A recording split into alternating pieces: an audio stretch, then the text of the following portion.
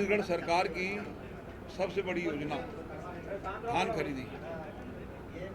हर साल 20 से 25 हज़ार करोड़ रुपया कर्ज लेकर राज्य सरकार धान खरीदी का काम करती है। धान खरीदी के लिए जो राशि बैंकों के द्वारा ली जाती है वो बैंकों से ब्याज के आधार पर कर्ज लिया जाता है। एक फिगर मैं आपके सामने अभी रखूंगा जिसमें कौन कौन से बैंक से कितना कितना राशि लिया गया है। इसमें बैंक ऑफ बड़ौदा से 2000 करोड़, नाबार्ड से 500 करोड़, शासकीय गारंटी और बिना guarantee 3500 crore, Punjab National Bank शासकीय guarantee 610 crore, Punjab National Bank शासकीय गारंटी के बिना 500 करोड़, इंडियन बैंक शासकीय गारंटी के बिना 1599 करोड़ और बैंक ऑफ इंडिया शासकीय गारंटी के साथ 2000 करोड़ और एनसीडीसी शासकीय गारंटी के बिना 8500 करोड़। इस साल जो अभी धान खरीदी 22-23 में हुआ है उसमें 19,209 करोड़ रुपया राज्य सरकार ने कर्ज में लिया है मार्फेड के जरिए। और उसके बाद फिर पहले 1333 सेवा सहकारी समिति थी जिनके जरिए धान खरीदी का काम होता था। वर्तमान में वो उन समितियों की संख्या 2058 और 2058 जो समिति है इसके जरिए धान खरीदी का काम होता है। वर्तमान में जो धान खरीदी केंद्रों की जो संख्या है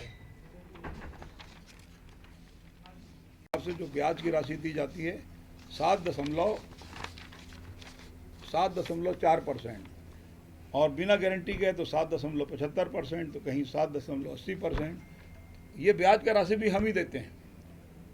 केवल सेंट्रल पूल में हमारा चावल जमा होता है और जो खरीदी होती है वो सेंट्रल पूल में जब चावल जमा होगा तो उसका पैसा हमको मिलता है। धान खरीदी के नाम पर कोई सहायता, कोई अनुदान, किसी प्रकार की कोई राशि केंद्र सरकार की तरफ से प्राप्त नहीं होती। हम खुद खरीदते हैं, इसलिए हम ये भी कह सकते हैं कि हम कब कितना खरीदेंगे। केंद्र सरकार की बात करने वाले लोग ये नहीं कह सकते कि हम कितना खरीदेंगे, क्या करेंगे। तो ये स्पष्ट करने के लिए आज का ये प्रेस कॉन्फ्रेंस। अब किसी का कोई प्रश्न हो इसी में डिफरेंस पता चल जाएगा कि बता देता हूँ। अभी पहले मैंने स्टार्टिंग इसी से किया था, दोबारा बता देता हूँ। एक साल का उदाहरण दे देता हूँ।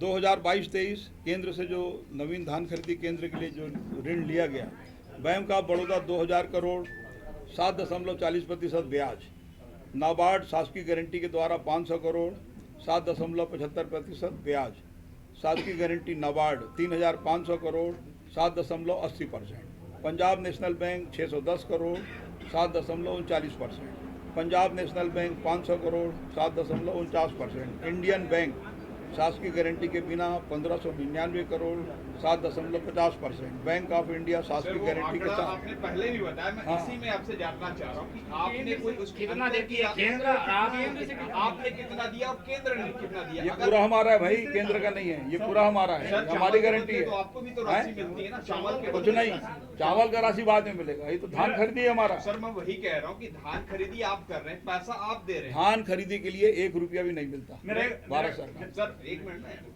मैं वही कह रहा हूँ सर, डिफरेंस पूछ रहा हूँ सर कि धान खरीदी आपने किया, कर्ज लिया, 100 रुपए लिया आपने, ठीक है, हो सकता खरीदी वो भी पैसा देरी होगी। धान खरीदी के लिए कोई पैसा नहीं मिलता। चावल के लिए कह रहा हूँ सर मैं तो क्लियर बोल रहा हूँ कि जो सेंट्रल पूल में जब हम धान खरीदेंगे, बारदाना उपलब्ध कराएंगे, वही मैं आंकड़ा चाह रहा हूँ। मैं वही बता रहा हूँ ना। तो जब हम धान खरीदी करेंगे, कस्टम मिलिंग करेंगे, उसके बाद सेंट्रल पूल में जमा करेंगे। तो जब सेंट्रल पूल में जमा करेंगे तो चावल का पैसा मिलेगा। मैं बोल रहा हूँ धान खरीदी के लिए 1 रुपया नहीं मिलता, तो जिम्मेदारी से बोल रहा हूँ, नहीं मिलता। देखिए, झूठ बोलने वाली पार्टी, लोगों को ठगने वाली पार्टी तो कांग्रेस पार्टी है। भारत सरकार चावल लेती है, धान से ही तो चावल बनता है और उसका भारत सरकार समर्थन मूल्य निर्धारित करती है। 2183 रुपया समर्थन मूल्य हुआ है। तो ये झूठ ना बोले, जनता के बीच भ्रम ना फैलाएं। आप धान जो खरीदते हो उसका पूरा चावल भारत सरकार खरीदती है और भारत सरकार आपको पैसा देती है। तो इसलिए झूठ और भ्रम फैलाने की आवश्यकता नहीं है। देखिए, कांग्रेस में जिस प्रकार से आज झगड़े हैं और उस झगड़े का खामियाजा राज्य की जनता लगातार भोग रही है। और ये केवल दिखावा है। कांग्रेस में आपस में खूब झगड़े हैं और उसका खामियाजा छत्तीसगढ़ की जनता को भोगना पड़ रहा है। देखिए, आज अलग अलग मुद्दे उठाकर भूपेश बघेल राज्य की जनता से अपनी विफलता छुपाने का प्रयास कर रहे हैं। आज छत्तीसगढ़ में जिस प्रकार से घोटाले दर घोटाले हुए हैं, जिस प्रकार से पीएससी का घोटाला हुआ है, नौजवानों के भविष्य के साथ खेलने का काम हुआ है, आज जिस प्रकार से पूरे प्रदेश में विकास के काम ठप है, जिस प्रकार से सारी योजनाएं भ्रष्टाचार के भेंट चढ़ रही है, चाहे वो जल जीवन मिशन का मामला हो, और उससे ध्यान भटकाने के लिए भूपेश बघेल जी इस प्रकार के मुद्दे लेकर आते हैं।